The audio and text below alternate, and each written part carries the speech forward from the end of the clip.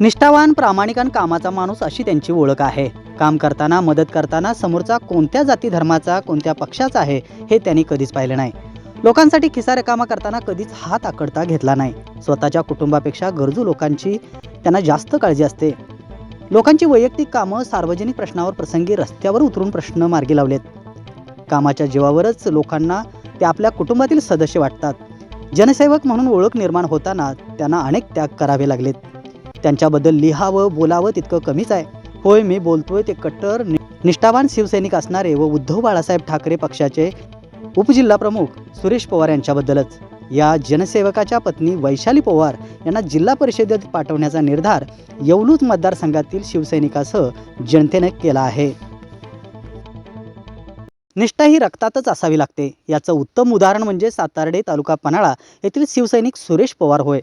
शिवसेना फुटली, मात्र प्रामाणिकपणा व उद्धव ठाकरे यांच्याशी असलेली निष्ठा यामुळे पडत्या काळातही ठाकरेंच्या सोबत ते राहिले. शाखा प्रमुख, तालुका प्रमुख अशी जबाबदारी सक्षमपणे पार पाडल्यानं निष्ठावान पवार यांना उपजिल्हाप्रमुख पदाची संधी मिळाली आहे. ही जबाबदारी सांभाळणं सोपं नव्हतं. पन्हाळा गगनबावड्यातील शिवसैनिकांना एकत्र केलं, पदरमोड करून पक्षाची ताकद वाढवली. वादळात दिवा लावण्याचं काम सुरेश पवार यांनी केलं आहे. आज त्यांच्या हाकेला शेकडो शिवसैनिक धावून येतात. हीच त्यांनी मिळवलेली खरी संपत्ती आहे असं म्हणावं लागेल. हिंदू हृदय सम्राट स्वर्गीय बाळासाहेब ठाकरे यांच्या कार्यानं प्रेरित होऊन त्यांनी शिवसेनेचा भगवा हातात घेतला. गेले 35 वर्षे ते शिवसेनेत कार्यरत आहेत.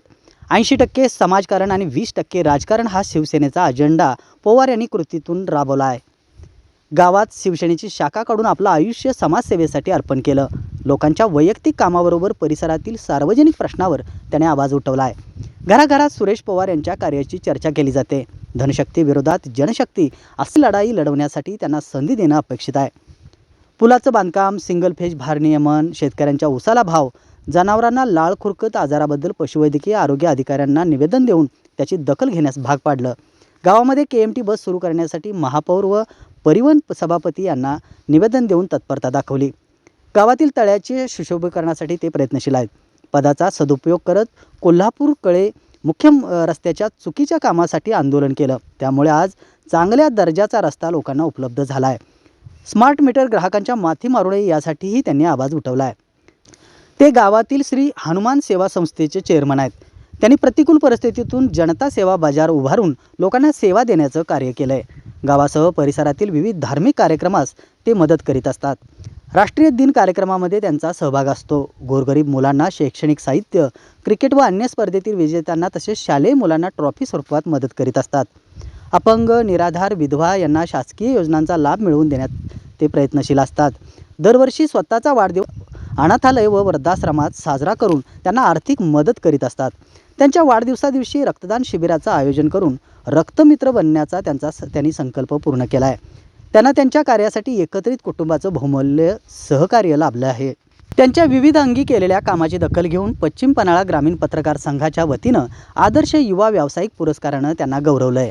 अखिल महाराष्ट्र भ्रष्टाचार निर्मूलन संघर्ष समिती ट्रस्ट मुंबई यांच्यातर्फेही समाजभूषण आदर्श कामगिरी पुरस्कार देऊन गौरवण्यात आलं आहे. त्यांनी श्री विठ्ठल मंदिर जीर्णोद्धारासाठी आमदार फंडातून 5.5 लाख रुपये मंजूर करण्यासाठी गावातील वरिष्ठांबरोबर प्रयत्न केलेत. प्रतिकूल परिस्थितीतून त्यांनी मोठा लोकसंग्रह उभा केला आहे. मितभाषी, निस्वार्थी, प्रामाणिक व चांगलं व्हिजन असणाऱ्या सुरेश पवार यांच्या विचारांची मशाल तेवत ठेवण्यासाठी त्यांच्या पत्नींना जिल्हा परिषदेत पाठवणं आवश्यक आहे. येवलूज जिल्हा परिषद मतदारसंघात सर्वसाधारण महिला आरक्षण आहे. त्यांच्या पत्नी वैशाली पवार यांना महाविकास आघाडीनं संधी द्यावी अशी मागणी शिवसैनिकासह जनतेतून होत आहे. लोकांच्या कायम संपर्कात असणाऱ्या पवार यांना जनता नक्की गुलाल लावेल असा विश्वास व्यक्त केला जातोय.